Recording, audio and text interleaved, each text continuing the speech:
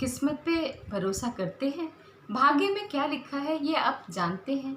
नहीं जानते, लेकिन जो भाग्य में है वो मिल के रहता है, ये हम सब जानते हैं।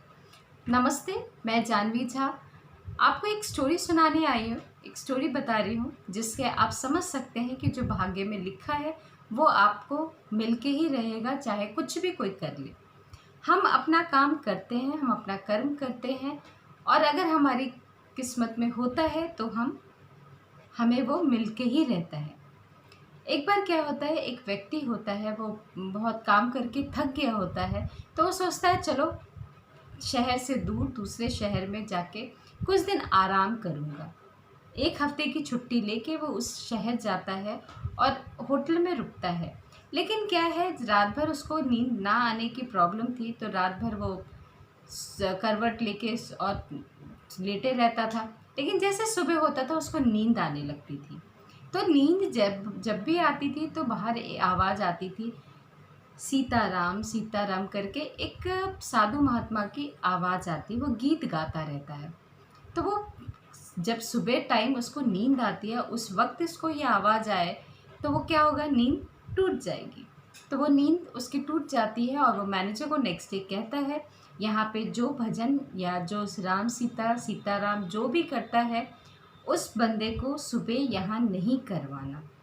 तो वो उस साधु को बोलता है, वहाँ एक वही वही साधु बैठा होता है जो सुबह सीताराम सीताराम करता है, राधे श्याम जाप करता रहता है। तो उसके बाद फिर वो साधु कहता है, मैं ही हूँ जो मैं बोलता हूँ, आप बताइए।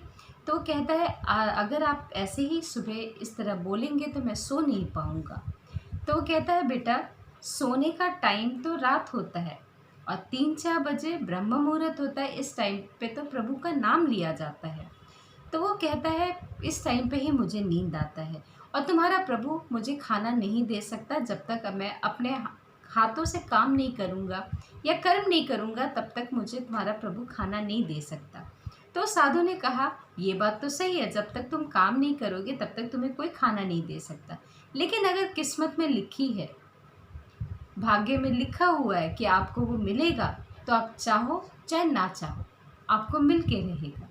तो कहते ठीक है, अगर इतना ही है, अपने राधे श्याम को ज़्यादा ही मानते हो, चलो मैं देखता हूँ, अगर वो मुझे खिला दे तो मैं ना खाऊं और वो मुझे 1 हफ्ते खाना खिला दे। तो कहते हैं, वो साधु महात्मा कहते हैं, राधे श्याम ऐसे करके वो वहाँ से चले जाते हैं, सीताराम करते हैं, वो अपने अपने ही मस्त मगन में रहते हैं।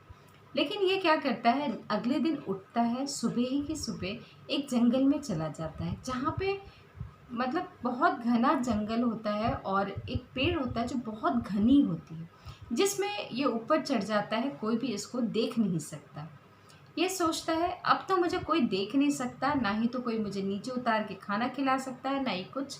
देखते हैं यहाँ पे कौन आता है और मुझे खाना खिलाता है, कौन राधे श्याम आता है, कौन मुझे खिलाता है।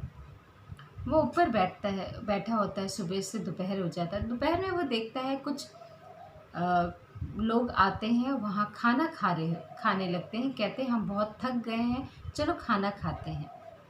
तो खाना खा रहे होते हैं, तभी उन्हीं में से कोई कहता है कि पीछे से डाकुओं की फौज आ रही है। तो वो सब खाना छोड़ के भाग जाते हैं।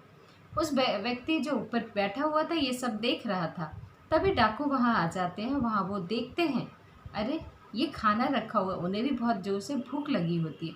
लेकिन उस डाकुओं का सरदार कहता है कि नहीं, कोई खाएगा नहीं, कोई मुखबिर होगा जिसने बता दिया होगा कि हम लोग आ रहे हैं।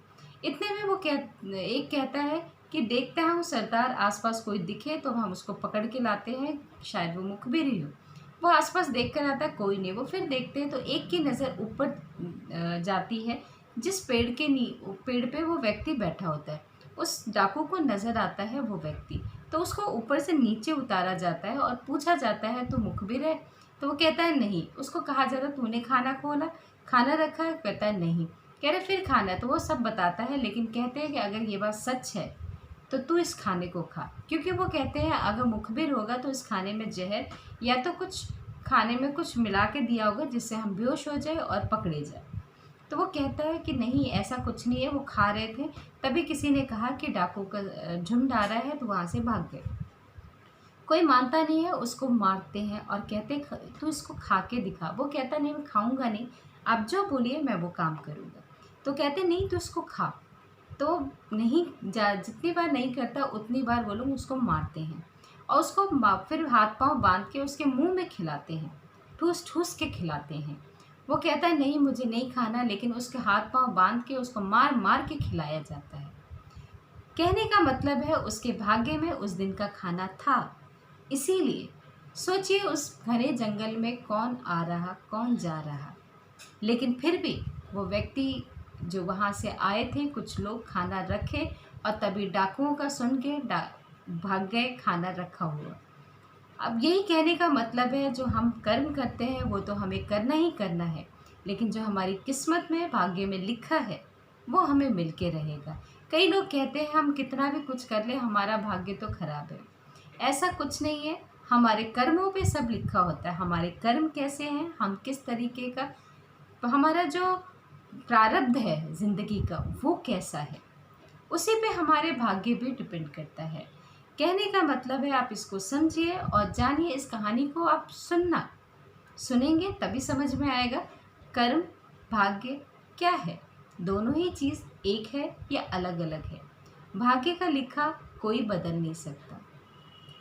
एक कविता भी इसी पे है, मुकद्दर का लिखा कौन मिटाएगा, मुकद्दर का लिखा कौन मिटाएगा, शोक क्यों मनाता है। आंखों में पानी कब ना था, बस बह के बरसना अब हुआ। यानी आंखों में पानी तो हमेशा रहता है, बस दर्द उठता है या खुशी आती तो झलक जाती है। इसी तरह हमारी किस्मत में जो लिखा है वो हमें मिल के ही रहेगा। अगर मेरी बात आपको समझ में आ रहा है तो प्लीज़ लाइक करिएगा, सब्सक्राइब करिएगा और कमेंट बॉक्स पे कमेंट जरूर करना। धन्यवाद।